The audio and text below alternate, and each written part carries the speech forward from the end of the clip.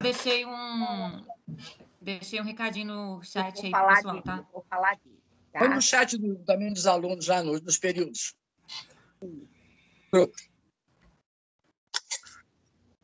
Aí começou a gravar. Ok, pessoal, boa tarde, muito boa tarde a todos vocês que estão entrando aí aos pouquinhos, né? Para o nosso encontro das 5 horas aí desse dia 10 de setembro de 2021, em que o nosso projeto de pesquisa tem a honra de receber vocês aqui nessa sala virtual. E, assim, a gente tem um agradecimento grande, né, a todos vocês presentes, ao UGB, à coordenação do curso de Arquitetura e Urbanismo presente aqui, a professora Ione Fagler, apoio à coordenação, a professora Renata Martini. E eu falo por mim e falo pelo meu colega de trabalho, co-orientador do projeto de pesquisa Plataforma Viva BR, professor Lincoln Botelho, e todos os nossos queridos alunos pesquisadores. Né? O nosso projeto em desenvolvimento aqui no GB fala de tem tentado produzir, desenvolver uma plataforma digital que possa abrigar informações importantes sobre a memória e a cultura urbana de Volta Redonda, essa cidade tão cara para nós, né? Que cedia também o nosso curso de Arquitetura e Urbanismo. E a gente tem feito esse ano, né, desenvolvendo o projeto digital da plataforma e pesquisas complementares de conteúdo que possam nutrir, né, o nosso acervo digital. E temos feito, nesse sentido, alguns encontros virtuais muito importantes, de depoimentos muito importantes, de pessoas que realmente contribuíram muito para afirmar, né, o valor da cidade de Volta Redonda, da sua implementação, né, da sua história, da sua memória. Fizemos um primeiro encontro com a professora Marlícia Azevedo, pesquisadora e especializada, né, em estudos importantes sobre o arquiteto urbanista que promoveu o projeto de Volta Redonda, né, o projeto para a Vila Operária de Volta Redonda, projeto que inaugura essa transformação urbana desse território de Volta Redonda, o arquiteto Atílio Corrêa Lima. E o segundo encontro, ele está destinado a falar propriamente do projeto, né, para a cidade, esse projeto emblemático para o urbanismo do Brasil, emblemático para a nossa região, e para fazer realmente conhecer um pouco melhor toda a nossa comunidade acadêmica e, para além dela, sobre esse projeto. Né? E eu vou, então, dar boas-vindas aí a todo mundo e pedir, né, ao professor Lincoln Botelho, antes de dar os informes gerais, eu acho que eu vou primeiro falar um pouco disso antes de passar a palavra para o Lincoln. Nós temos no nosso encontro a possibilidade de certificação, então a professora Renata Fortini, apoio à coordenação, ela organiza os vários certificados e pede para que todos os presentes que queiram ser certificados da participação preencham esse formulário que está no chat, tá? Para que ela possa enviar posteriormente o certificado. E a gente vai tentar também fazer isso de maneira bem ágil, bem rápida. Então, eu vou passar a palavra para o professor Lincoln Botelho, para que ele possa, então, falar um pouquinho do nosso convidado de hoje, o arquiteto urbanista Alberto Costa Lopes. Muito bem, é um grande prazer e uma grande honra, né? Uma distinção especial poder fazer a apresentação do Alberto. Conversando com ele antes, ele falou, não, diminui meu currículo, que está muito grande. Eu falei, não. Eu vou aumentar ele aqui, que a gente precisa desse registro aqui dada a importância da atuação profissional do Alberto para nós aqui. Então, Alberto é um arquiteto formado em 1978 na UF, urbanista em 1981 pela FAU-UFRJ, mestre em Organização e Gestão do Território pelo Instituto Geográfico da UFRJ em 93, membro do quadro técnico do Instituto Brasileiro de Administração Municipal, o IBAM, com atuação em pesquisa, consultoria e ensino em urbanismo, desenvolvimento urbano, planejamento e gestão metropolitana, habitação de interesse social, sustentabilidade urbana no Brasil e no exterior. Gerente do Programa Nacional de Gerenciamento Costeiro e do Plano de Ação Federal para a Zona Costeira, na Secretaria de Mudança Climática e Qualidade Ambiental do Ministério do Meio Ambiente entre 2008 e 2010. Chefe de equipes, coordenador e consultor internacional de projetos junto ao Programa das Nações Unidas para os Assentamentos Humanos, na ONU Habitat. Programa das Nações Unidas para o Desenvolvimento, PNUD, Programa das Nações Unidas para o Meio Ambiente, o PNUMA, Associação para o Desenvolvimento Internacional, IDA World Bank, Banco Interamericano de Desenvolvimento, BID, e Unidade de Planejamento do Desenvolvimento da Universidade de Londres, DPU-UCL. Autor de vários trabalhos publicados, membro de júris e convidado de congressos, seminários e oficinas de trabalho nas suas áreas de atuação no Brasil e no exterior. Colaborador com a imprensa e premiado em 1988 pelo Instituto de Arquitetos do Brasil, no Rio de Janeiro. É uma grande figura, uma grande honra, e tenho certeza absoluta que vai ser um registro extremamente honroso para nós do Centro Universitário Geraldo de Biasi, o UGB. Vai ser muito importante para nós, é uma grande honra e uma grande satisfação poder participar desse momento específico, especialíssimo, né? Bem-vindo, Alberto. Obrigado. Eu queria agora passar a palavra para a professora Ione Ravaglia, né? Mas antes disso eu queria falar, né, dos nossos pesquisadores, dos nossos alunos pesquisadores, que eu me esqueci aqui. E gostaria que eles também abrissem a câmera se estivessem presentes aqui. A Celeste dos Santos Vasconcelos, já formada, né, já formada em arquitetura, a Églia Aparecida Nogueira, a Gabriela Souza de Oliveira, a Ianca Camargo Tourinho de Souza, o Jean Vitor de Oliveira, Aí. a Maria Clara da Conceição Castilho, o Pedro Henrique Ferreira Alves e o Felipe Rodrigues. São os alunos que estão trabalhando esse ano, né? Alguns já se formaram, então, no primeiro semestre concluíram a pesquisa, e agora os que seguem conosco nessa grande aventura de construir esse projeto. Tá? Obrigada pela presença de vocês. Alguns professores também do curso que já se apresentam aqui. Queria passar a palavra para a nossa coordenadora, a professora Ione Ravaglia, né? Nossa apoiadora em Conteste aí, Ione, está com você.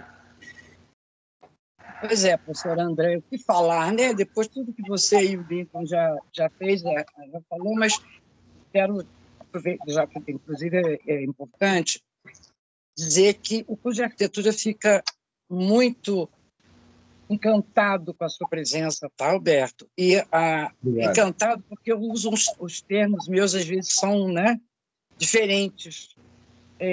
Te dá boas-vindas, tá, à nossa plataforma e a esse webinário, que tem sido preparado com muito carinho.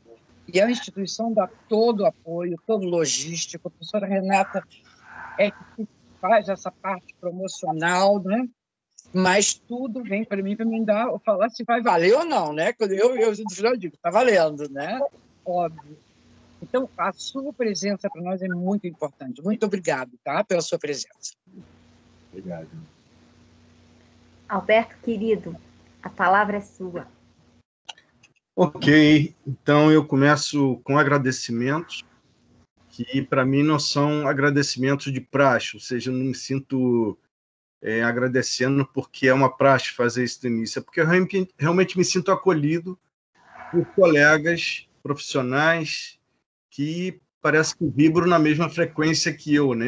Eu vejo vocês como uma espécie de falange espírita, porque há uma certa ressonância entre a gente, do ponto de vista dos temas que interessam a gente, e pelo trabalho que eu acabei fazendo aí, fruto de mais de 20 anos de pesquisa, que foi a minha dissertação de mestrado, e que me comprometeu, parece que eternamente, com o tema de Volta Redonda. Eu estou lembrando aqui que o plano do Atílio Corrêa Lima completa agora, em 2021, 80 anos de que foi elaborado. Então, não é pouco tempo, né? Nós estamos falando de um processo aí, histórico, de um plano, e mais do que um plano, de uma cidade que tem já muito o que contar, não é? Eu queria também dizer, inicialmente, que, por mais que isso possa desagradar vocês, eu nunca imaginei que o trabalho ficasse conhecido como um trabalho sobre Volta Redonda, porque a ideia era fazer um estudo sobre a relação entre forma urbana e processo social. Assim começou a pesquisa. E eu fui a uma cidade do Mato Grosso do Sul, que era uma cidade planejada, que era Jupiá, que foi construída para a construção da usina hidrelétrica de Ilha Solteira, e essa cidade estava morta. E aquilo me intrigou bastante. Eu falei, mas que sentido faz olhar para isso como um objeto geográfico? Isso é geografia? Ou seja, sem a força motora da vida social, sem processo social, eu posso chamar disso, isso está na esfera da geografia ou resvalou para a esfera da arqueologia urbana? Bom, e aí, nesse momento, eu estava estudando com a professora Marlice, no curso de urbanismo da UFRJ. Naquela época, para você ter o título de urbanista, você tinha que fazer uma especialização de 2 anos. E a Marlice é que me deu os primeiros sinais para eu pesquisar Volta Redonda. E Volta Redonda, como se tratava de uma dissertação de mestrado que eu estava fazendo, Volta Redonda virou um objeto empírico quase recusável, por várias razões. Primeiro, pela semelhança e pela influência do modelo do Dr. Garnier no plano do Atílio. Segundo, porque era, como eu disse no trabalho, que depois virou um livro, era praticamente um épico nacional, porque na década de 40, imagino o que era construir uma cidade dessa, que se tornou, no caso da usina, a maior usina siderúrgica da América Latina, numa época em que a Rio-São Paulo não era pavimentada. Então, era um esforço de um governo que, pela primeira vez na história do Brasil, a gente podia chamar de governo, que antes do Vargas, por mais que a ditadura nos incomode, eu brinco até dizendo que ele foi o melhor ditador do Brasil, espero que seja o último, né? Que não haja mais outros ditaduras no Brasil, mas naquela época o Vargas praticamente criou o Estado brasileiro. Então, ele atribuía a praticamente tudo que ele fazia um certo significado, querendo tratar as suas realizações como um modelo. E daí as expressões de cidade nova, homem novo, trabalhador novo, a indústria nova, que alguns associavam até a uma vertente do fascismo italiano. Bom, o plano do Atílio, na verdade, ele é carregado, como era de esperar, de uma série de atributos que vêm de outros pensadores que antecederam ele. Não só o do Atílio, mas o próprio modelo do Tony Garnier. Eu não vou entrar em detalhes sobre isso nessa apresentação, primeiro porque está razoavelmente bem citado no trabalho que virou um livro. E também porque a grande referência desses nossos estudos, das escolas, do urbanismo, do pensamento sobre a cidade, é o livro magistral da Françoise Chouet, que tratou das utopias e realidades no urbanismo. Então, eu vou deixar isso aí um pouco de lado e eu vou falar mais do modelo do Garnier e da sua adaptação para a Volta Redonda. Agora, é fácil entender que a transposição de um modelo de cidade, que não chegou a ser executado integralmente, o modelo do Tony Garnier, ele não foi pensado como as utopias para um lugar vazio, para um lugar nenhum, ele foi pensado para a região de Lyon mesmo, tanto que o prefeito socialista de Lyon depois convidou o Tony Garnier para trabalhar com ele lá, então algumas realizações que estavam expressas no modelo da cidade industrial do Tony Garnier puderam ser aplicadas em Lyon, né? Depois, lá no final, a gente pode até voltar a Lyon pelo projeto que vocês têm de estender esse tema aí pela frente. Já se o contexto de idealização do modelo Garnier estava mais afinado com o lugar, quer dizer, a transposição desse modelo para o Brasil, na década de 40, já começa a ter uma certa dificuldade de contexto, ou seja, haveria que se fazer algumas adaptações que permitisse um enquadramento do modelo dentro de um plano de uma cidade real, que era a Volta Redonda, que estava sendo construída. Há uma série de questões que estão envolvidas nisso aí. Uma delas, e que eu acho que vocês têm bem em mente, até porque só na tela aqui eu vejo que tem gente que mora em Volta Redonda, gente que mora em Barra Mansa, Barra do Piraí, que vocês vivem um contexto regional inequívoco.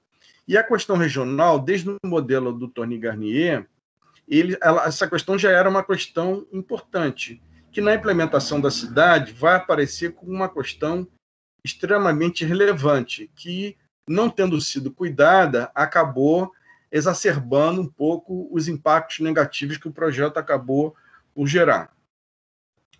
Essa contextualização também do modelo para o Plano Real em Volta Redonda tinha a ver com uma série de requisitos, até mesmo, para entrar num detalhe, a própria topografia da cidade.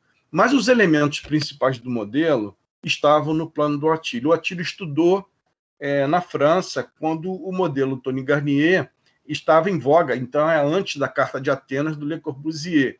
Isso já foi tratado no primeiro seminário de dias atrás com a professora Marlice. Agora, há uma série de questões envolvidas nessa transposição que remetem diretamente ao tema central do meu trabalho. Como eu disse, a ideia não era estudar Volta Redonda, porque o material empírico tomou um vulto tão grande que acabou sendo identificado como um trabalho sobre Volta Redonda. Mas as questões centrais tinham a ver com esse mote que eu escolhi, que era a relação entre processo social e forma urbana. Para vocês terem uma ideia, no modelo socialista do Garnier não havia igreja. Chegou aqui no Brasil, na década de 40, o Estado com a igreja tinha uma identidade profunda. Particularmente, eu estou falando da Igreja Católica.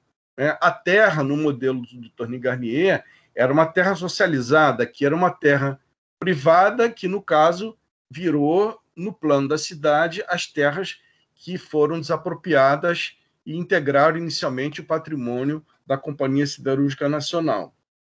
E questões também que, lá e cá, foram resolvidas de forma diferente.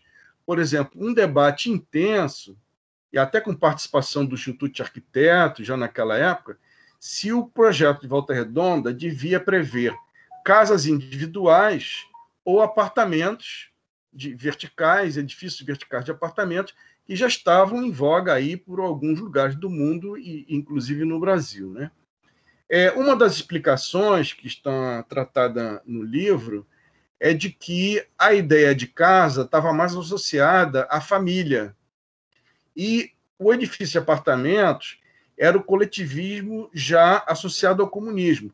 Enfim, o próprio Le Corbusier, ora, era acusado de comunista pelo caráter massivo das suas propostas coletivistas, e ora, ao contrário, era acusado de lacaio do capitalismo, porque estandardizava tudo, propunha uma produção em massa de espaços urbanos, tudo pré-fabricado, que, ao fim e ao cabo, era uma lógica de apropriação rápida de capital, né?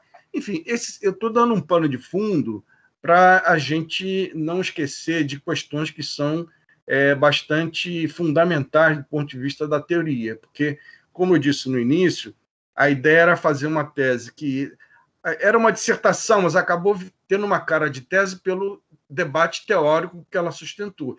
Mas o material empírico, obviamente, acabou identificando o trabalho com uma dissertação como era necessário.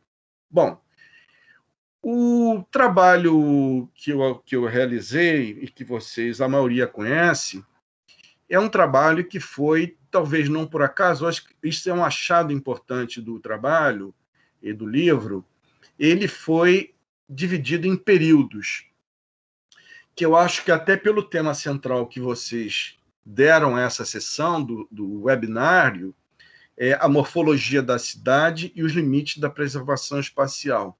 Eu acho que pensar a cidade como um espaço datado no tempo, mesmo com as transformações que cada uma dessas sessões, cada um fragmento desse espaço da cidade acabou experimentando, eu acho que ajuda a entender exatamente o centro da questão, que é o que cada fragmento do espaço da cidade tinha a ver com aquele momento em que a cidade estava sendo produzida. Então, em primeiro lugar, em 1941, como vocês sabem, Volta Redonda era um lugar rural e até, de certa forma, decadente. O famoso livro do Monteiro Lobato, das Cidades Mortas. Cidades Mortas eram as cidades do Vale do Paraíba que estavam decaindo por causa da queda também do preço do café, a produção cafeira em declínio, preços internacionais baixos, e o Vale do Paraíba respondendo a isso, né? E depois veio a fase dos cítricos. Então, em 41, quando a CSN é criada, em 9 de abril, e o plano do Atílio é realizado, Volta Redonda era um distrito de Barra Mansa, ainda com uma cara bastante rural. Tem imagens espetaculares desse período também. Havia um povoado que era uma frente de urbanização, que era Niterói, que era um bairro que criou uma certa dualidade até depois com a Volta Redonda que foi criada, com a Rua 14, etc., em termos de centralidades, e começam a aparecer, já na implantação da primeira fase do plano, algo que no modelo do Tony Garnier não estava previsto, porque era só para ser o modelo mesmo, mas que em Volta Redonda acaba tendo um papel importante, que são os acampamentos provisórios, ou seja, antes de que as edificações permanentes pudessem ser inauguradas, havia que se abrigar uma mão de obra imensa, que chegou a ser quantificada em 75% dessa mão de obra vinha de Minas Gerais, que é uma espécie de fronteira norte aí de Volta Redonda, e que começou, então, a ser construída. Tudo barracos de madeira, algumas coisas vinham pré-fabricadas, hospital de madeira, e isso, obviamente, no tempo, teve que ser desmontado. A mesma coisa aconteceu com Brasília, a Vila Paranoá, em Brasília, que era uma favela que, quando o Lago de Brasília foi cheio, como lago artificial, essa favela teve que ser desmontada, porque o nível da água ia solapar as edificações, enfim. Então, o cenário nessa época era um cenário de transformação radical da paisagem, de rural para urbana, com a maior usina siderúrgica da América Latina sendo construída, a expectativa de produção da CSN naquela época mais do que dobrava o que já era a produção de aço no Brasil, fora os produtos derivados daí, né? Com a indústria automobilística nascente, que já vinha ali depois para ser implantada em São Paulo. Então, havia uma novidade épica em termos de esforço nacional e de um Estado forte que se impôs também a paisagem e a morfologia dessa paisagem. Bom, os planos de expansão que foram realizados a partir dessa primeira fase foram também, nessa periodização que eu falei, eu estou aqui, já falei do que era 1941, estou falando de 41 a 64, porque é um momento que muda radicalmente também a política de Estado no Brasil, com o golpe de 64, e os planos de expansão, eles começam nessa época a também ditar o pulsar da cidade, o pulsar social e o pulsar da própria morfologia da cidade, né?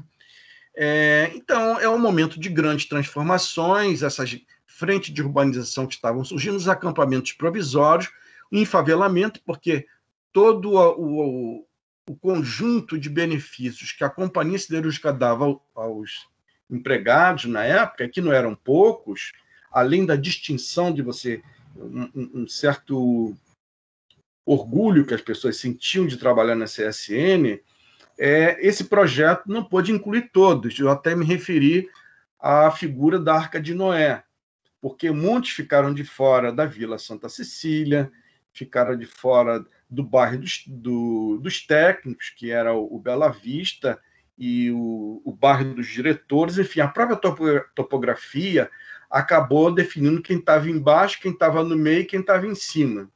Operários, técnicos e diretores. Isso estava muito marcado no plano de Atílio, apesar de que eu não acredito que isso tenha saído só da cabeça do Atílio. Eu acho que esse é um dos desafios do urbanismo, que o urbanismo é feito por encomenda.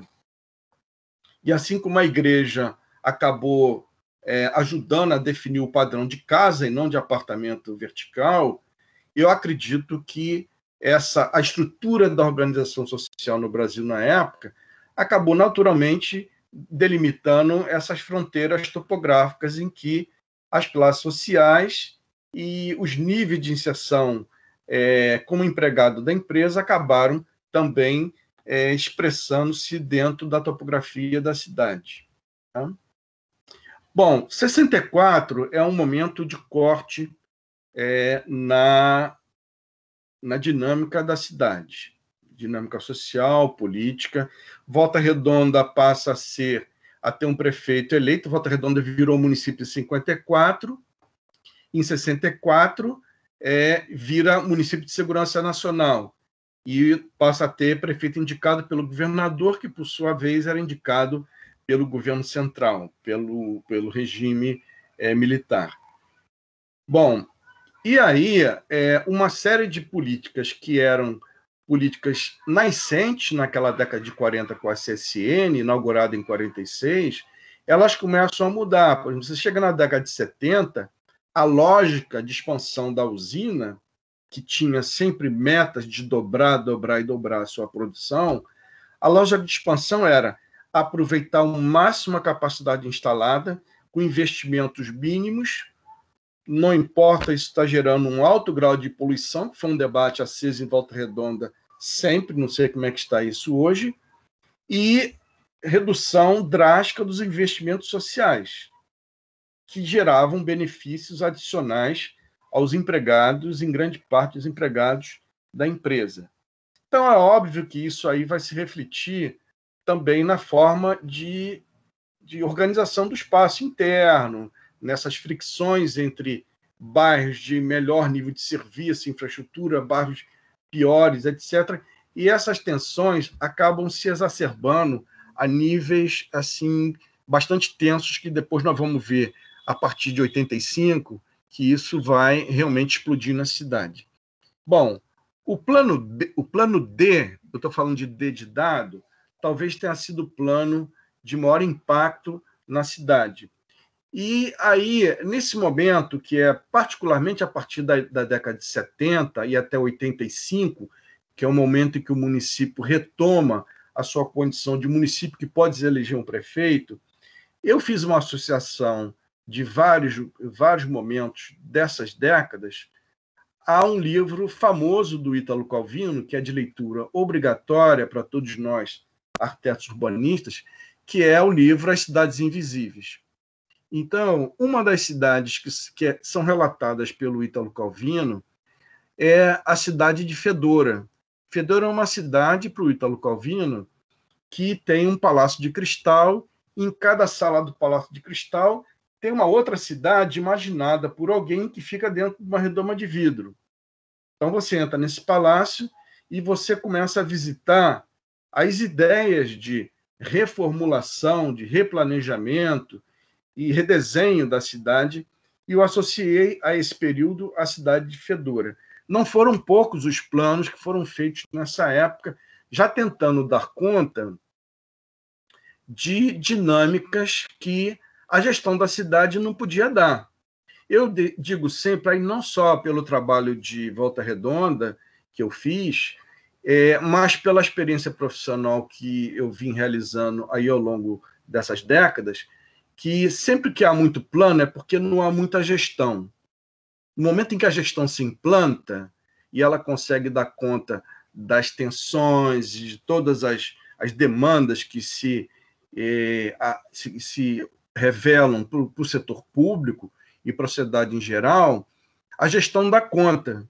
Então, essa associação de plano, Hélio Modesto, ainda na década de 50, o Vitiolavo Protinic, o que fez, na verdade, um pré-plano, que depois virou um plano mais abrangente, um plano da ADESG, e o PED-VR, que já foi um plano, se não me engano, feito sobre a égide do Serfal, Serviço Federal de Habitação e Urbanismo. Então, essa época é uma época de profusão de novas ideias de recriação de Volta Redonda. E eu acho que o Plano D é um dos responsáveis, talvez o maior responsável, por essa pulsação frenética da cidade em busca da sua recriação. Agora, houve um momento também, nesse período aí, eu não me lembro exatamente a data, mas houve um momento, talvez na década de 70, início da década de 80, em que a CSN resolve vender o patrimônio, parte do patrimônio imobiliário. As casas iam ser postas à venda. Isso, evidentemente, gerou interesse dos empregados, talvez com preferência para os que já moravam nessas casas, animou enormemente o mercado imobiliário, porque o que havia de maior excelência no espaço de Volta Redonda eram os espaços criados pelo plano do Atílio Corrêa Lima. Tá? Então, há uma certa voracidade sobre esses ativos imobiliários que estavam ali. E na medida que as pessoas também compravam as suas casas e passavam a ser donas da casa, começava uma mudança assim, de cor. Todas as casas eram brancas e um resolveu pintar de rosa, o outro de azul, o outro queria fazer um segundo pavimento. E essa tensão transformadora começou a agitar a Vila Santa Cecília e outros lugares que estavam também submetidos a esse antigo controle da empresa. As mudanças, nesse momento, não foram mudanças somente de forma, mas também de função. Eu me apoiei nesse trabalho num livro do Milton Santos, que ele fala de estrutura social, processo, forma e função. Então, muitas das vezes, na Rua 33, por exemplo, da Vila Santa Cecília, uma mesma edificação, que eram as edificações para solteiro, perdia a função residencial e passava a abrigar uma clínica dentária, por exemplo. Manteve-se a forma, mudou a função. Ou então, uma casa virava um edifício de multifamiliar. Manteve-se a função e a forma mudou. Esse processo de verticalização, ele segue até hoje, e segundo meus colegas de Volta Redonda, o Lincoln conhece muito bem isso, constitui a maior pressão imobiliária, que é pela verticalização dos espaços excepcionais criados pelo plano do Atílio. Numa topografia daquela, ainda tem um agravante de que você tem na Vila Santa Cecília praticamente uma das poucas áreas planas favoráveis à intensificação da urbanização. Então, essa pressão sobre a Vila Santa Cecília, mas em outras áreas também da cidade, passou a ser intensa e de difícil administração pela administração da cidade. Bom, eu falei do Ítalo Calvino, mas houve um momento também que vale fazer referência a um outro autor, porque eu fiz um capítulo, eu fiz um subcapítulo desse capítulo, de 64 a 85, em que eu falo do início dos tombamentos em Volta Redonda. E aí eu chamei esse subcapítulo de Nem Tudo que é Sólido Desmancha no Ar. por causa de duas coisas. Primeiro, de uma famosa frase que está no Manifesto do Partido Comunista, lá ainda no século XIX, em que associava o capitalismo a uma dissolução frequente, frenética e sem fim de tudo que era sólido, destruição das coisas, recriação das coisas. E o Marshall Berman fez um livro que usou essa frase do manifesto na capa. O livro do Marshall Berman chama-se Tudo que é sólido desmancha no ar. Por causa da política de tombamento, eu botei um NEM na frente, ou seja, na verdade, nem tudo que é sólido desmancha no ar, porque houve uma reação da cidade no sentido da preservação de alguns ativos de imagem, são ícones da arquitetura e do urbanismo de Volta Redonda. Então, nós estamos falando de morfologia, que é o tema que vocês me deram. Bom, e aí nós chegamos em 85, é o momento em que a ditadura já está meio aos frangalhos e volta a eleição para prefeito. E isso é que dá sentido ao início de uma outra fase de desenvolvimento de Volta Redonda. E aí, voltando ao Ítalo Calvino, eu faço referência à cidade de Perínzia, que é uma cidade cuja construção nunca acaba. Toda vez que você chega em Perínzia, no livro do Calvino, você vê que as pessoas estão carregando tijolo, suspendendo balde pelas cordas, e alguém pergunta, por que Perínzia nunca fica pronta? E o sujeito responde, para que a cidade não se destrua. Enquanto a gente estiver construindo ela, ela está como a gente imaginou. Na hora que ela terminar a sua construção, é como um adolescente que sai de casa e você entrega a Deus, né? Você não sabe o que vai acontecer aquilo. E já aconteceu nas nossas vidas também. E esse momento de 85 cria-se um verdadeiro campo de batalha. A Volta Redonda, que ainda não tinha sido privatizada, concentrava um contingente industrial, operário, muito forte. E Volta Redonda passa a ser uma espécie de epicentro do que estava acontecendo no nível nacional. Que hoje talvez não seja assim. Mas pelo fato de ser uma estatal, Volta Redonda acabou traduzindo um pouco a efervescência da vida política do país. E aí eu me refiro aos estilhaços da ordem, porque se tudo no início era organizar, planejar, o plano disso, o plano daquilo, o plano do Atílio, do Hélio Modesto, do Vitiolá, de repente tudo parece que se estilhaça, porque as tensões entre a dinâmica social e a forma da cidade chegam a níveis insuportáveis. Invasões de terras, falava-se até que grupos tinham se apropriado dos mapas de terras da empresa, da prefeitura, para servir esses mapas como instrumentos de invasão.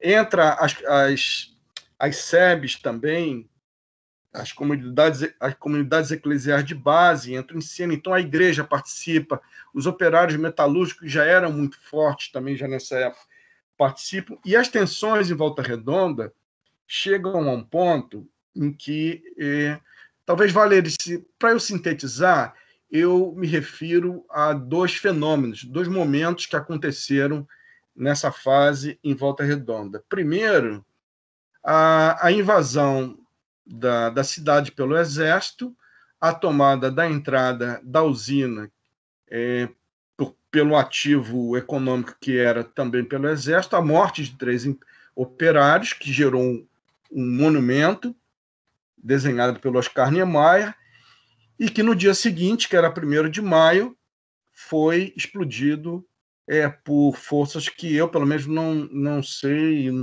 não vi o resultado das investigações.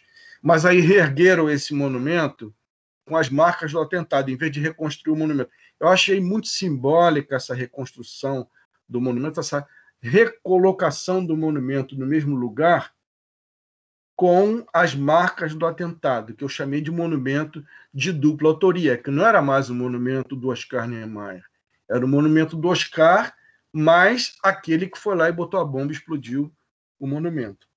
E houve também um momento que eu acho dos mais bonitos e dramáticos dessas manifestações da década de 80 em Volta Redonda, que é o abraço à usina siderúrgica. Estima-se que uma corrente humana de cerca de 12 quilômetros deu um abraço na usina, como quem diz, olha, está tudo ruim, nós estamos numa enorme tensão social aqui, mas essa aqui é a galinha dos ovos de ouro. E eu até brinquei no texto que eu dizia, não é a galinha dos ovos de ouro de Volta Redonda, é a galinha dos ovos de aço, porque a usina tinha um valor simbólico e ela representava o maior empregador na cidade, além de tudo que de simbólico aquilo representava.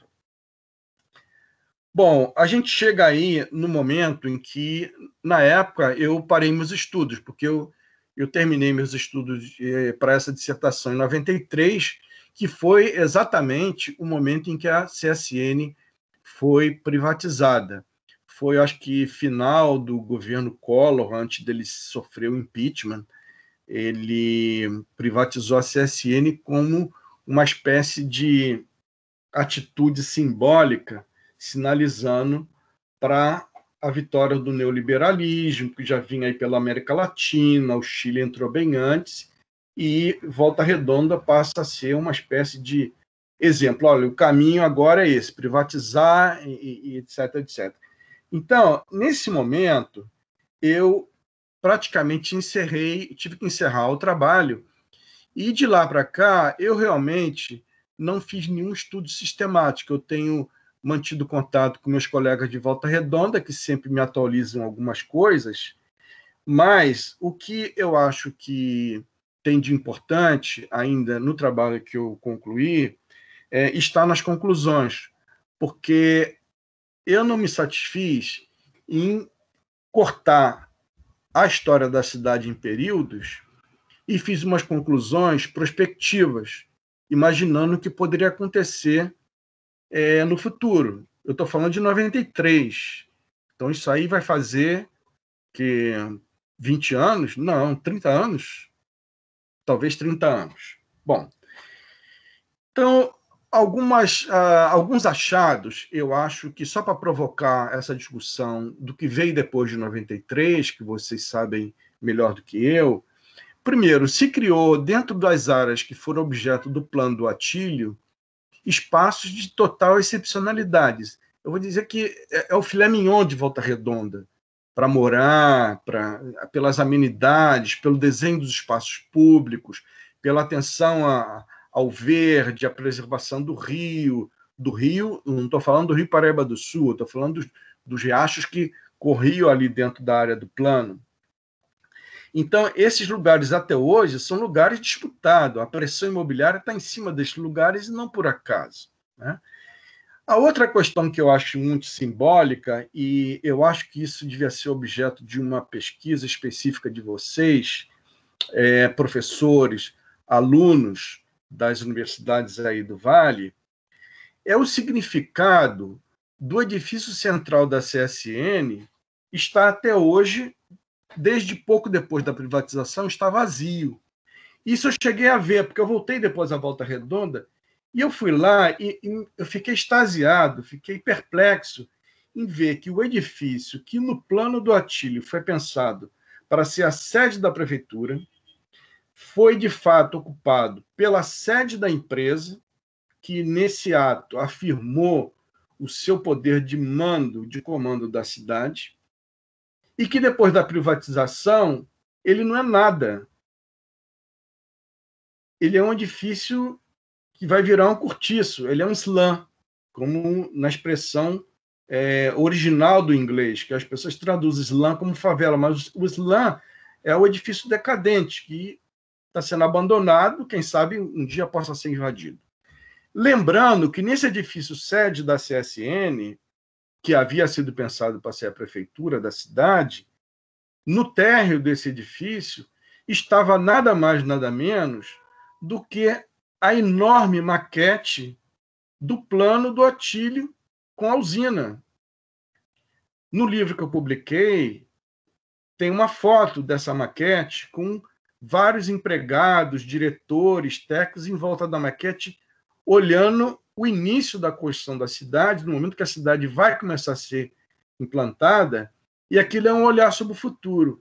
Então, esse edifício vazio, que abrigou com esses significados todos, a maquete do plano, que hoje está desocupado e parece não encontrar nenhuma lógica, nenhum sentido de reconexão, nenhum nexo novo com a cidade, eu acho que, para mim, isso por si só é um objeto de pesquisa.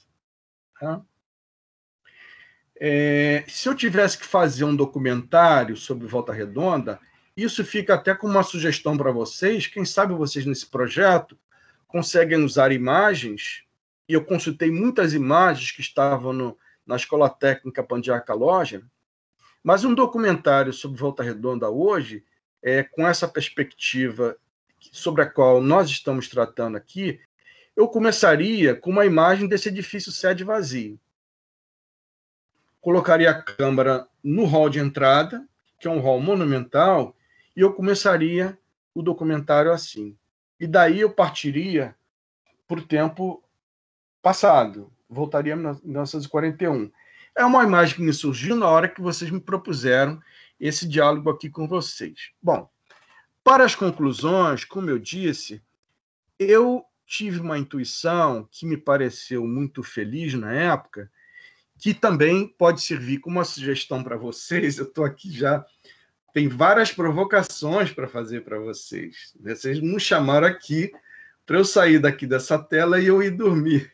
Eu quero que vocês não durmam hoje, com algumas coisas que eu já disse e outras que eu vou dizer. Eu acho que valia muito a pena vocês chamarem os professores e os alunos das universidades e fazer um diálogo imaginário entre 3 personagens importantes de Volta Redonda, da implantação de Volta Redonda. Vocês orientam, como professores, um aluno ou aluna pode virar o Getúlio Vargas, o outro vira Tony Garnier e o outro vira o Atílio Correa Lima. São 3 homens, mas uma mulher pode representar isso também. Ou seja, dentro do contexto de cada um desses 3 personagens, valeria trazê-los como se estivessem vivos hoje para Volta Redonda e ver, diante dos fatos que estão aí na cidade, o que cada um diria. Eu fiz esse ensaio nas conclusões da minha dissertação e do livro. Eu acho que esse ensaio ainda não se esgotou. Eu acho que faz muito sentido fazer essa espécie de jogral em que 3 pessoas assumem esse personagem e discutem Volta Redonda de hoje.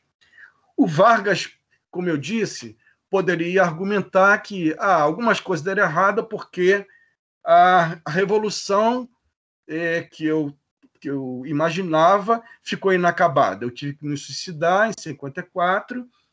O Garnier diria que faltou a estrutura socialista que em Lyon tinha, e também faltou o sucesso do plano regional, para o qual o Atílio foi convidado, mas acabou, acho que nem concluindo esse trabalho, porque o importante era fazer a cidade mesmo, lá, e até com investimentos menores. O Atílio diria, retomando a construção teórica do trabalho, que a estrutura social é que não teria sido generosa com a forma que ele imaginou. Tá?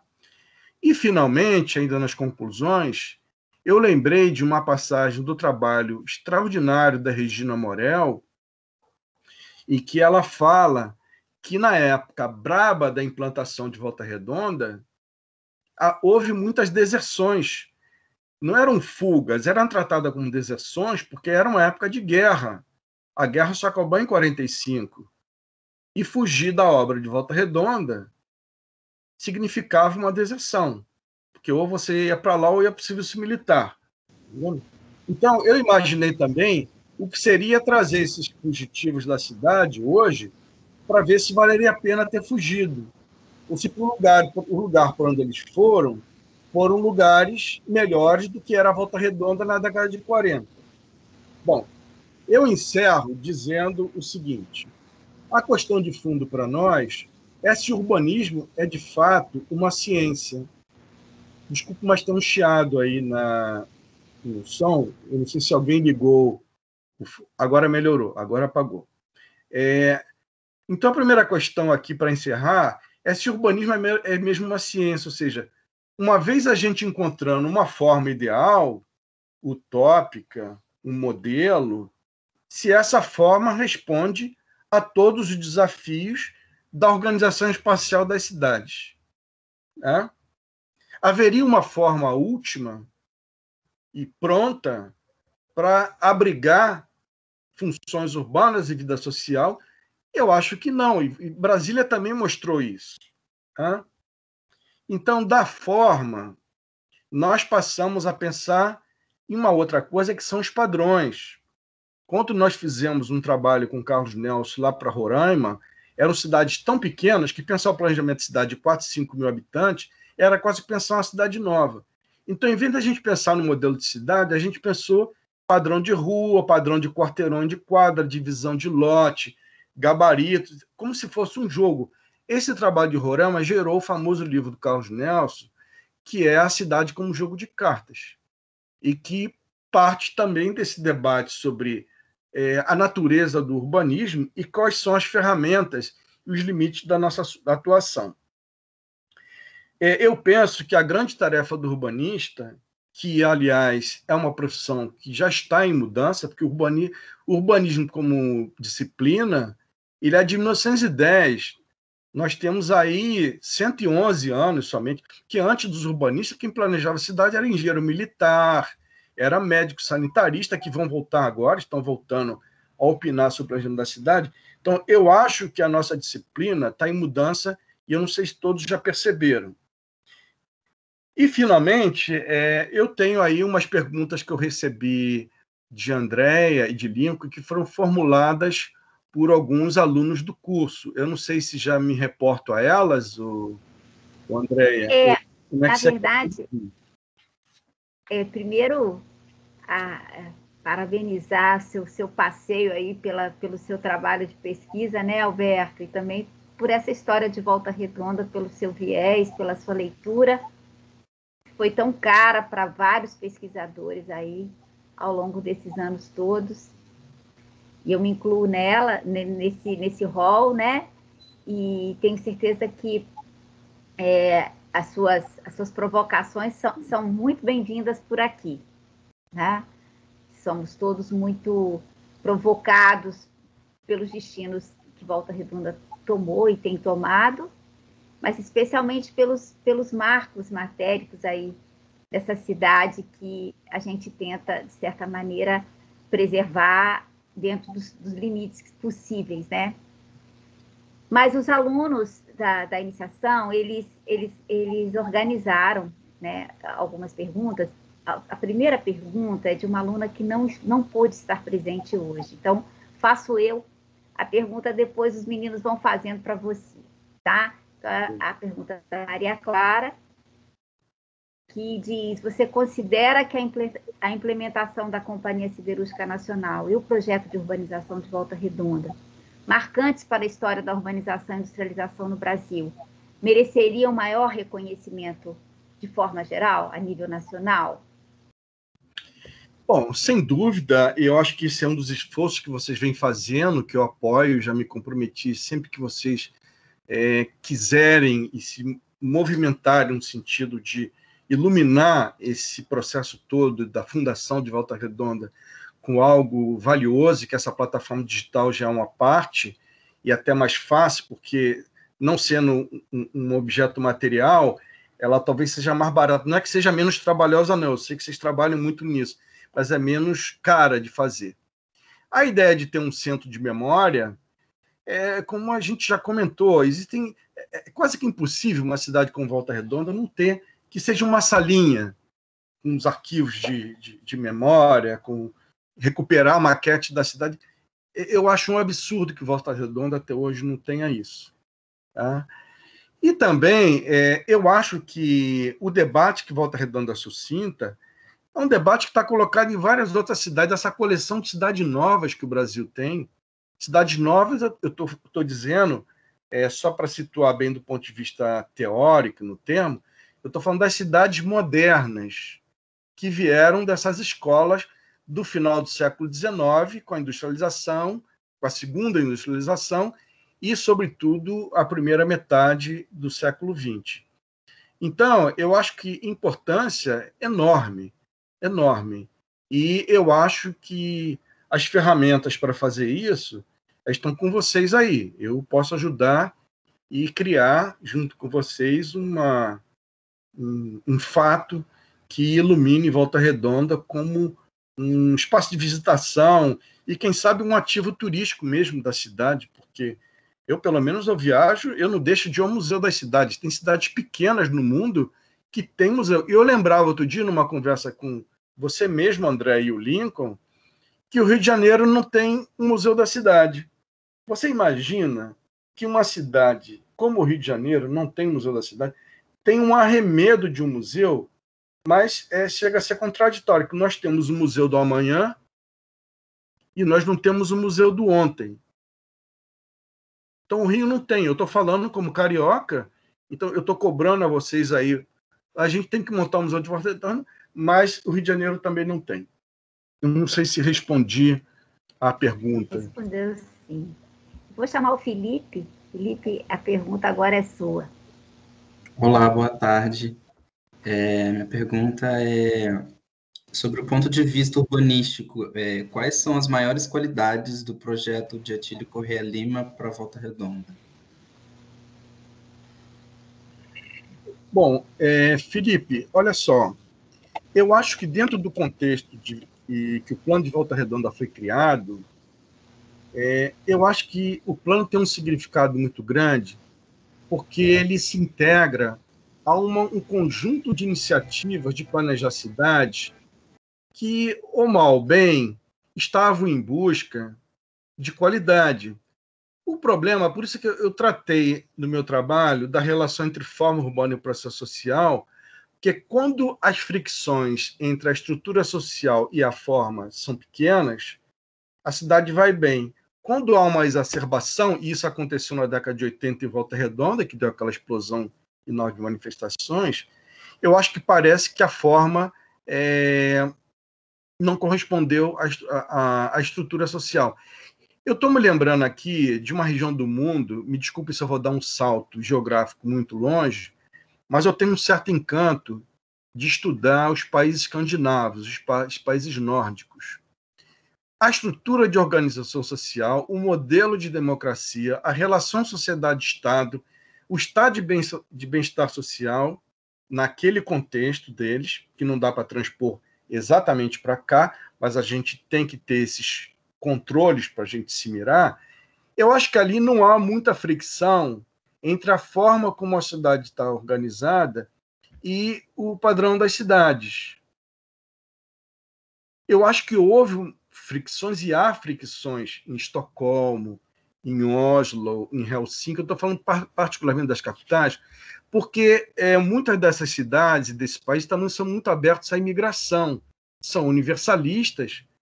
E agora mesmo, hoje, eu li uma notícia de que a cidade de Copenhague, capital da Dinamarca, vai exigir que aqueles que recebem benesses do estado de bem-estar social da Dinamarca que trabalhem. Veja bem, você é um imigrante, você está em Copenhague e você consegue receber benefícios sociais mesmo que você não trabalhe. Eles estão pedindo algo que me parece que é o mínimo. Está entendendo? Então, essas fricções nesses lugares são pequenas. Aqui a gente tem um país radicalmente dividido por tensões sociais enormes, que são exploradas, inclusive, nos momentos de eleição. Isso ficou claro na eleição de 2018. Né? Os pobres votam no Brasil naqueles que nunca vão lhe dar nada. E como é que você quer que a forma da cidade ela corresponda exatamente à estrutura expressando qualidade? Não é possível. O Rio de Janeiro tem 1/4 da sua população morando em favelas, algumas já bem urbanizadas, mas 1 em cada 4 habitantes do Rio de Janeiro mora em favelas. A primeira favela, que é de 1897, que é o Morro da Providência, Você olha em volta, tudo mudou. A favela está praticamente como nasceu. Entende? Então, o que eu acho que o Plano de Volta Redonda ilumina é essa busca incessante do urbanismo, que não é um trabalho profissional somente sobre a forma urbana. Eu acho que todo o trabalho do Carlos Nelson, aí, com quem eu tive a honra de trabalhar durante 13 anos, depois de ser aluno dele, o trabalho do Carlos Nelson justamente mostra isso.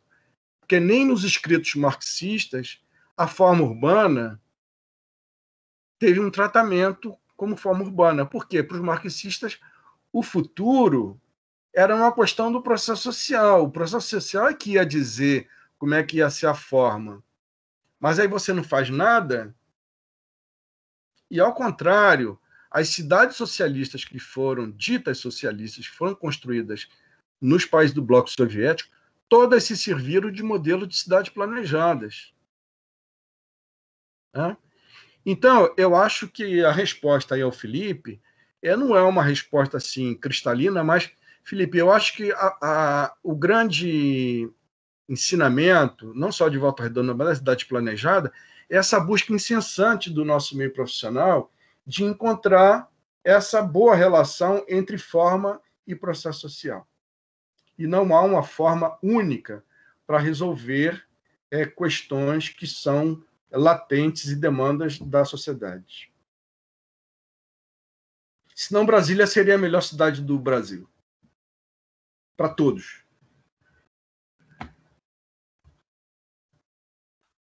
Andréia... Muito obrigado. Andréia... Uma busca que não cessa, né, Alberto? Bom, agora o Pedro. A pergunta do Pedro. Pedro está aí, Pedro? Sim, professora. Alberto, você vê similaridades, né, entre a construção social e o projeto construtivo de Volta Redonda? Você ainda vê essas construções sociais na Volta Redonda de hoje? Olha, como eu disse, eu não tenho voltado à Volta Redonda com muita frequência. Mas eu começaria te respondendo, Pedro, com uma outra frase do Ítalo Calvino, que o próprio Carlos Nelson citou num livro dele, que diz o seguinte: o olhar percorre as ruas com páginas escritas.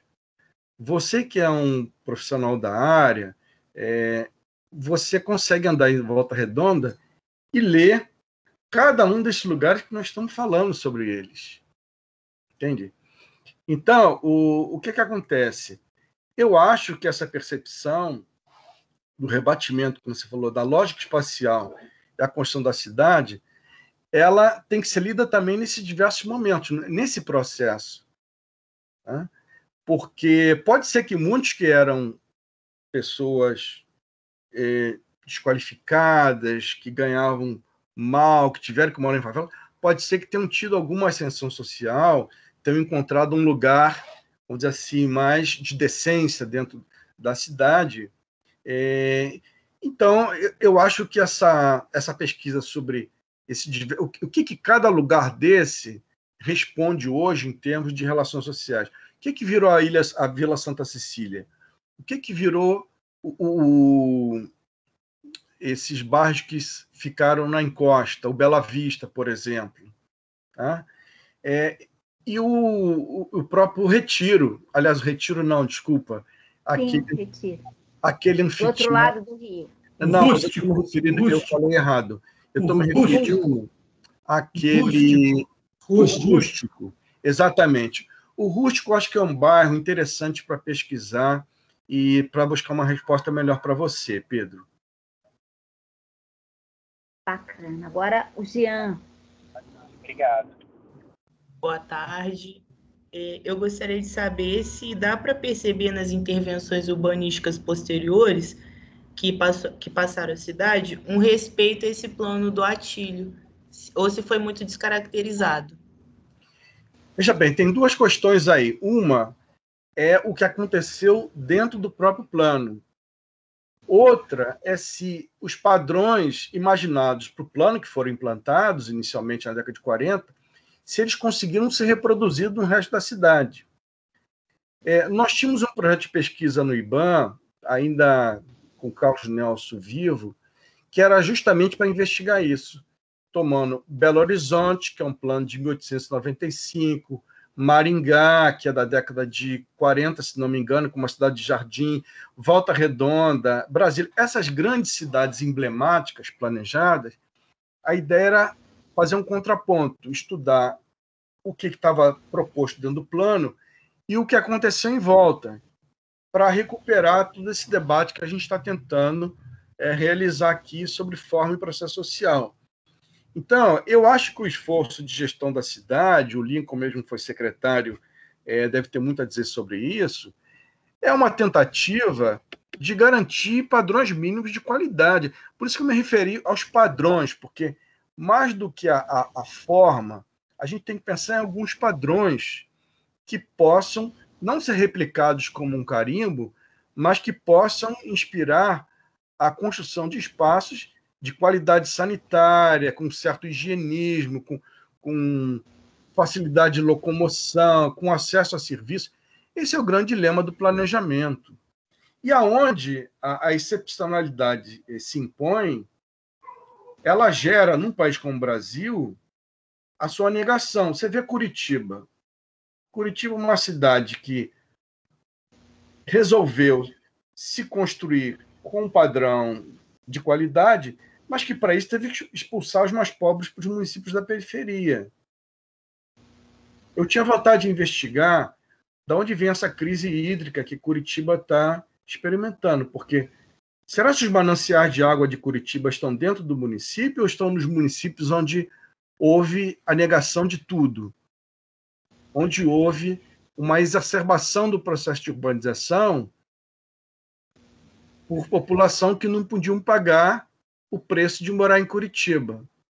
Eu sei, eu estou lançando uma hipótese aqui em função da sua pergunta, mas o que há, na verdade, o Rio de Janeiro também é assim, São Paulo é assim, as cidades brasileiras são assim. Onde você instaura a excelência, você bloqueia o acesso de alguns. Esse é o discurso agora da sustentabilidade também. Eu quero que todos os lugares sejam sustentáveis, que tenha massa arborizada, que se preserve os mananciais, enfim, todos esses padrões de qualidade que a gente vem defendendo e que está no nosso métier de trabalho. Mas todos podem estar incluídos aí na hora que eu realmente construo esses espaços com essas qualidades, eu consigo incluir todo mundo? Esse é o dilema. E Volta Redonda, se você olhar a área planejada, continua sendo a área planejada continua sendo um lugar de referência para você pensar em qualidade. E não por acaso, eu me arrisco a dizer que os preços dos imóveis mais caros estão na Vila Santa Cecília e outros espaços criados pelo Plano do Atílio. É um dilema, né? Bom, Celeste. Boa noite. Senhor Alberto, tendo como pressupostos os seus estudos sobre Volta Redonda e tudo isso que o senhor vem falando para a gente aqui nesse webinário, numa perspectiva de requalificação ou mesmo de renovação urbanística, o que o senhor considera como importante para fazer permanecer no município, no espaço de Volta Redonda? Olha, eu acho que tem duas coisas aí que podem ajudar a gente a pensar uma resposta para você, Celeste. Eu, em outro trabalho que eu fiz, eu intuí o seguinte: tem uma coisa no espaço urbano, dentro da morfologia da cidade, que eu chamo o chassi da cidade. O que é o chassi da cidade? É o sistema viário, as redes de infraestrutura, o desenho dos espaços urbanísticos. E a outra coisa é o que acontece dentro dos quarteirões. O chassi da cidade está muito ligado às responsabilidades do setor público, da prefeitura particularmente. Cuidar das ruas, manter as ruas, pavimentar as ruas, iluminar as ruas, manter a infraestrutura, etc, etc. O que acontece nos quarteirões, dentro das quadras, tem a ver mais com a dinâmica do setor privado. Claro que aí tem imóveis particulares também do setor público, mas, essencialmente, dentro de quarteirões, a dinâmica é dada pelo mercado imobiliário. Eu acho que o mínimo que a preservação do ideário do plano do Atílio pode alcançar é preservar o desenho desse chassi, ou seja, alterações no sistema viário deviam ser totalmente proibidas, a não ser em casos extremos. Né? E, obviamente, já houve uma política de patrimônio histórico, de tombamentos, que segurou alguns edifícios. Não sei se todos conseguiram ficar de pé, mas a política de tombamento é importante, porque ela cria agravames sobre essas edificações que estão nos quarteirões, né? E, finalmente, é aquela história, né? Até onde a legislação urbanística pode segurar as pressões imobiliárias sobre o plano. Congelar como Brasília. Brasília está tudo congelado. O plano piloto está praticamente congelado. Né? Agora, o que será Brasília no dia que a capital do Brasil mudar de novo? Eu acho que a próxima capital do Brasil vai ser no norte do Brasil. Eu não sei se os brasileiros já pensaram nisso, mas o dia que a capital federal mudar de novo, porque já mudou 3 vezes, se não me engano, por que vai ser eternamente em Brasília? O dia que deixar de ser capital federal, o tombamento vai se segurar? Ou as pressões imobiliárias sobre o plano piloto também vão fazer de Brasília o que fez com Volta Redonda? Enfim, de provocação, eu respondo com perguntas também, porque eu não tenho todas as respostas. Eu compreendo quais são os fatores que estão envolvidos nessas dinâmicas. Uma oportunidade maravilhosa de ouvir você, depois desses anos todos, né? Falando de Volta Redonda, desse território que você estudou. Há sempre uma grande, assim, angústia nossa de pensar no rompimento da escala da Vila Santa Cecília, que é um território realmente muito qualificado inclusive se a gente for relacionar a nossa região, não é nem só a cidade em si, mas a região tem Volta Redonda como um diferencial, né, urbanístico, justamente por esse plano que pensou a qualidade, né, nesse momento. Claro que ele tem uma série de atualizações importantes a serem pensadas nos tempos subsequentes a ele, mas realmente o território da vila é um território muito qualificado e, assim, a questão que se coloca sempre nas nossas disciplinas do curso de arquitetura, nas nossas disciplinas que pensam a revitalização da vila, ou uma requalificação de alguns territórios da vila, é assim, o que é preciso preservar, né? E o que é possível, de certa maneira, transformar e fazer alguma renovação ou requalificação. Que limites a gente tem para mexer naquele território ali? Embora todos queiram muito mexer, né? A gente sempre fica tentando, de certa maneira, preservar, não só para a cidade, mas também para aquilo que significa Volta Redonda, né? Então, há limites, mas é um trabalho também que a cidade diz, né, Alberto? As cidades dizem muito o que é possível fazer com elas, né? Quer dizer, essa noção do que preservar é um dito social, né? Não é só um grupo que diz, né? A cidade vai dizendo, né? Mas eu acho que isso também, quanto mais ela é informada sobre o seu passado, sobre a sua Constituição, mais recursos ela tem para também opinar, dizer, tensionar, né? Poder determinar. Eu me lembro bem desse momento, e eu vou dar um exemplo que eu vivi pessoalmente. Eu trabalhei muitos anos em Niterói, com urbanismo, né? E lá pelas tantas a gente fez um trabalho de requalificação grande no centro de Niterói, que é um centro muito consolidado. E no centro de Niterói a gente tem a estátua do Araribóia, né? Que é o índio protetor do território, enfim. Para quem não conhece, Niterói é uma estátua importante que fica na beira Bahia, assim, na beira-mar, olhando para o rio, defendendo Niterói das invasões.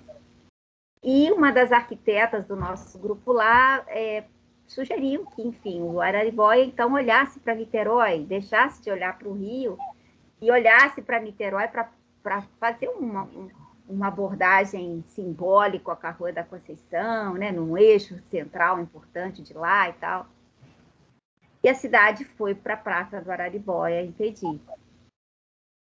A cidade disse não, o Araribóia não vai mudar de posição.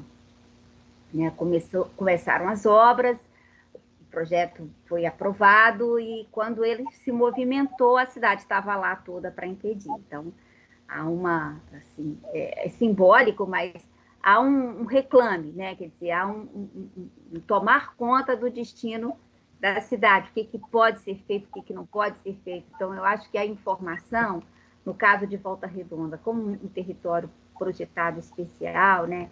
Eu acho que essa informação tem que ser muito difundida para que esse pensamento sobre a transformação desse território possa ser realmente do trato social, né? E se ele realmente significa para uma Volta Redonda hoje muito maior do que essa que foi projetada, né? Então, esse é o dilema que se vive quando se pensa nesse território tão especial como é a Vila Santa Cecília, né? Agora, Andréia, você levantou de novo a questão regional e você, eu sei que mora em Barra Mansa. Sim. E se dedica ao estúdio. Enfim, para mim é um lugar só. E a questão regional que estava posta desde o plano do Atílio, ele foi contratado para fazer o plano regional antes de fazer o plano da Alcina, mas a urgência acabou invertendo a prioridade.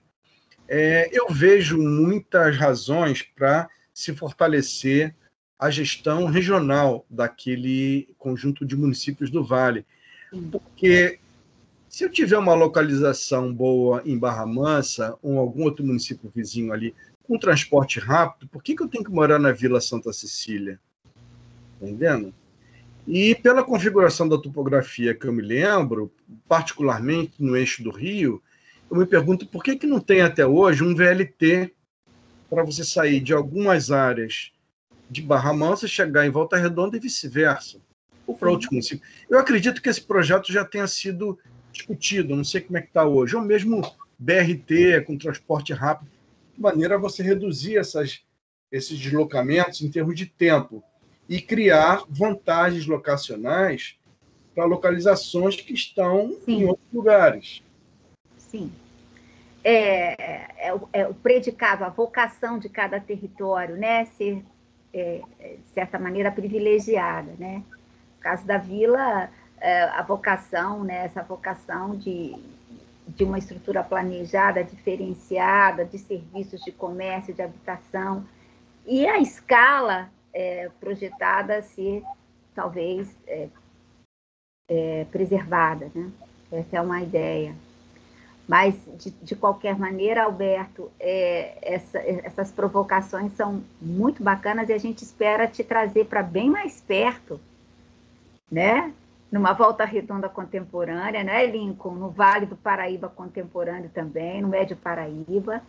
A gente também tem muitos estudos regionais por aqui e a sua presença é maravilhosa como sujeito do pensamento urbanístico, né? Nós tivemos a oportunidade de ouvir uma pessoa que trabalha nesse campo profissionalmente de forma expressiva há muitos anos, né, Alberto? Você muitas se dedica décadas. ao urbanismo, muitas décadas. Pois é. Lincoln, a palavra está com você para agradecer, para... Não, agradecer não, eu quero falar um pouco mais do que agradecer. Olha só, eu gostaria de fazer um registro aqui, não deixar passar em branco, pensando na nossa plataforma, nos registros necessários. Plataforma. O livro chamou a atenção sobre a qualidade do trabalho do Alberto, que nos brindou aí com esses pontos focais assim, do trabalho dele, mas o trabalho dele do livro, como registro, é muito mais do que isso aí, mas muita coisa a mais. Olha só, eu tenho um monte de coisas ali, é impressionante como tem uma profusão de dados no livro do Alberto, e olha só, não ele quase que esgota o histórico e os dados disponíveis sobre o histórico de Volta Redonda, da vivência de Volta Redonda, do plano do Atílio Corrêa Lima, de toda a história do município. Mas me impressiona uma outra coisa. Né? Por exemplo, para começar, ele abre o assunto que ele abre o livro dele, e que ele explicou aqui, o que motivou a pesquisa dele, é uma questão que me angustia, que está na ordem do dia, na discussão de Volta Redonda. Volta Redonda é uma companhia tal que a gente não sabe qual é o futuro dela. O futuro das companhias tal no mundo foram trágicos. Sumiram, desapareceram. Sim. E ele está brincando aí, falando do que será de Brasília o dia que Brasília deixar. Olha, se ele imagina a perspectiva de uma Brasília não vir a ser capital mais, imagina Volta Redonda, que é muito mais fácil de não ser mais uma companhia tal, não ter mais uma CSN. Você está entendendo? Isso é uma reflexão que me é permanente, né? E ele começa a história dele pensando em Jupiá. Volta Redonda teria,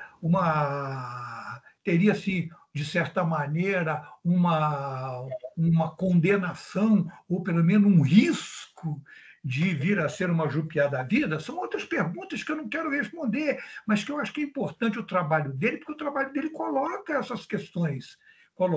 E muito mais do que isso, e olha só, eu tinha várias anotações, eu acho que o livro dele é um curso completo sobre o urbanismo, sobre a questão do urbanismo, mais até do que uma história sobre Volta Redonda. Sobre a história. Você pode. Toda a literatura do urbanismo, toda a concepção desse campo criado lá a partir do Cerdá, e quando surge lá a ideia dessa configuração desse campo urbanismo, lá no início, Haussmann e tudo mais, de lá para cá, a construção desse campo de conhecimento, eu prefiro como um campo de aplicação de todas as ciências sociais, todas as ciências humanas, é um campo de aplicação, é uma configuração desse campo. Todo esse campo está mapeado no trabalho do Alberto. Todo. O Lincoln, eu só não fui generoso já com Thomas Adams, né? Eu ia falar do Thomas Adams. Falo para você do Thomas Adams. Mas ele cita todo mundo. É impressionante. Se você fizer uma listagem do que é citado, você pegar todas as referências dele, é a história e a configuração do campo do humanismo. Inclusive, a obra, ele comentou aqui, a obra... O Lincoln, mostra a capa do livro, Lincoln. A coisa mais importante aqui, está aqui, ó. Eu quero esse livro aí dele. Eu sempre usei ele como, de 2003 para cá, ele é leitura obrigatória.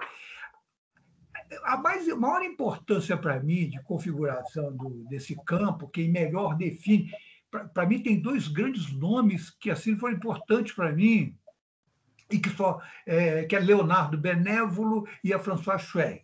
Eram esses dois, para mim, me ajudam a configurar o campo do urbanismo, do planejamento urbano, para entender esse campo, né? Evidentemente que aí você pega um Peter Hall, depois que vem com detalhamento, é profuso, super detalhado, e só confirma o que Schwer e Leonardo Benévolo colocaram anteriormente. E o texto do Alberto, por incrível que pareça, eu fiz esse exercício aqui, passando as conclusões do Alberto, a estrutura do trabalho dele, compatibilizando ela, vendo as conclusões do livro da François Schwer, eu fiz algumas anotações aqui. Por exemplo, o trabalho dele, do Alberto, não como um trabalho, quase todo trabalho acadêmico, soa ser uma espécie de teorema, onde você faz a demonstração e cabalmente, no final, as conclusões são frutos dessa formulação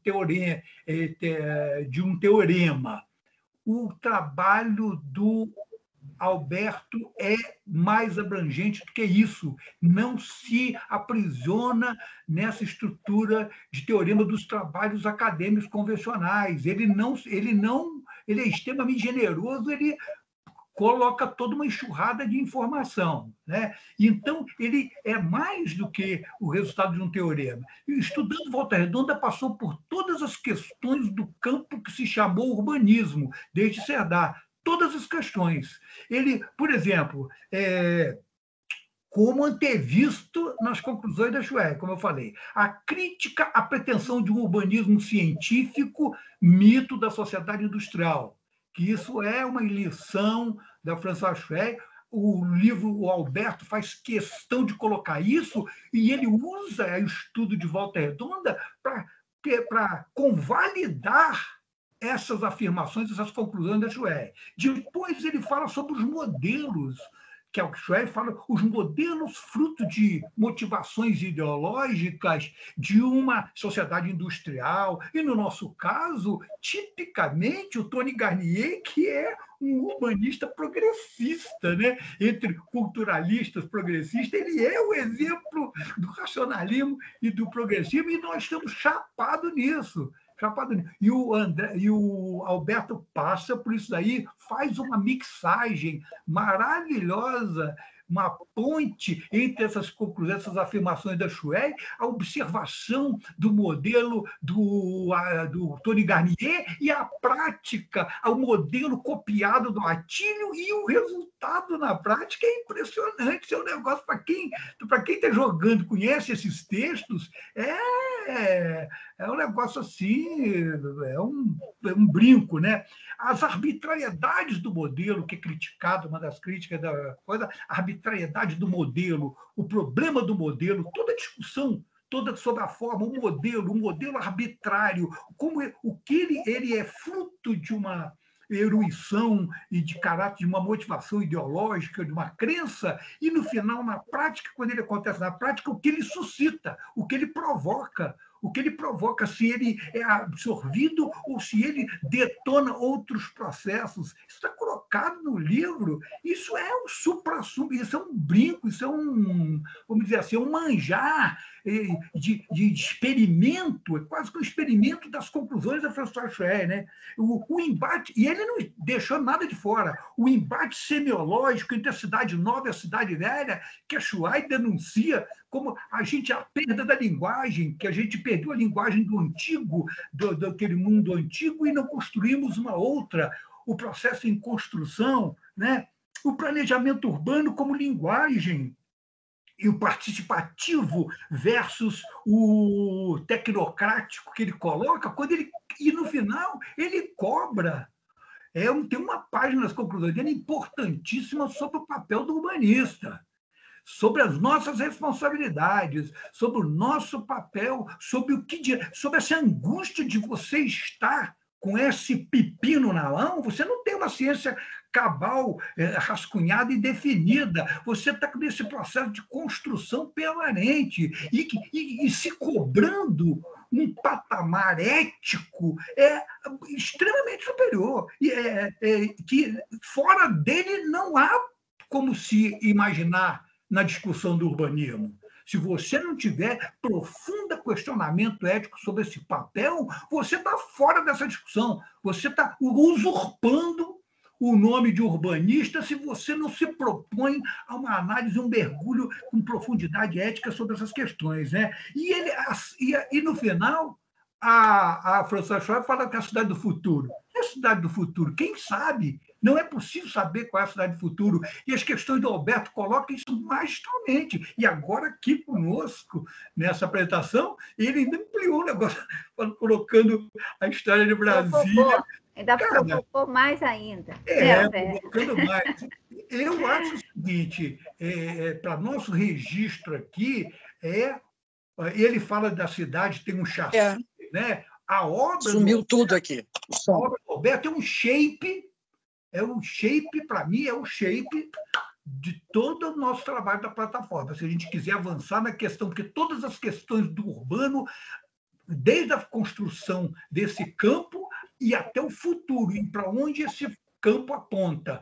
Todos os desafios desse campo estão tudo colocado dentro desse trabalho do Alberto. Eu acho o trabalho dele primoroso. Eu conheço vários trabalhos magníficos de gente sobre Volta Redonda, trabalhos acadêmicos sobre Volta Redonda, trabalho magnífico. Ele mesmo cita Morel, a minha amiga Cláudia Virgínia tem um trabalho maravilhoso, a minha amiga Marlene Fernandes, gente que trabalhou coisas maravilhosas sobre Volta Redonda, mas do ponto de vista nosso, do ponto de vista da observação do arquiteto urbanista, eu acho que o guia é esse trabalho do Alberto.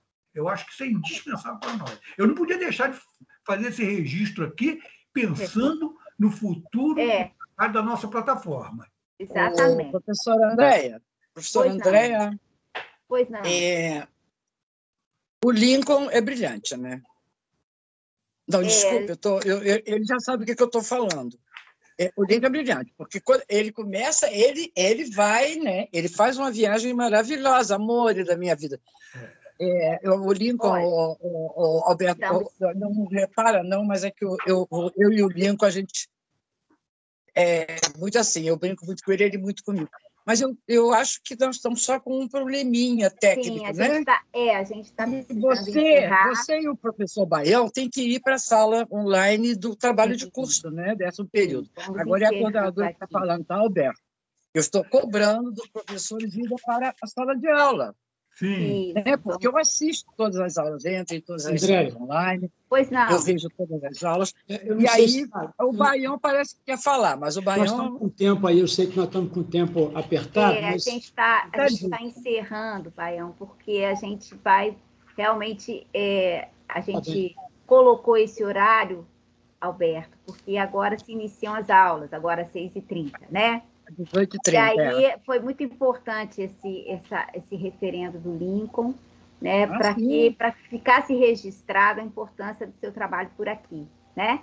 E para também provocar você, porque você vai ter que sair dessa zona de conforto aí e voltar para o campo de Volta Redonda, tá? Nós vamos te convocar rapidinho, né, Lincoln?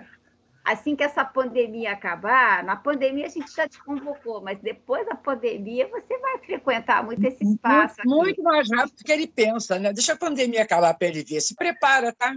Tá bom, querido? Muito obrigada por todos os presentes. Agradecer a presença de todo mundo. Foi um prazer. E ficam aí algumas mensagens que eu acho que eu já deixei para vocês. Eu acho que vocês têm uma plataforma digital importantíssima. Está em construção, vai ser. Continuamos apostando na ideia de ter um espaço físico de memória para Volta Redonda. E eu acho que vale a pena fazer um documentário, que é mais complicado fazer, mas eu já sugeri a cena inicial, que é o prédio da CSN vazio. Eu adorei a ideia. Eu até anotei, ó. Esse documentário eu anotei a ideia. Adorei essa ideia. Grande abraço para todo mundo. Grande abraço, Alberto. Muito obrigada pela presença. Foi um prazer recebê-lo, tá?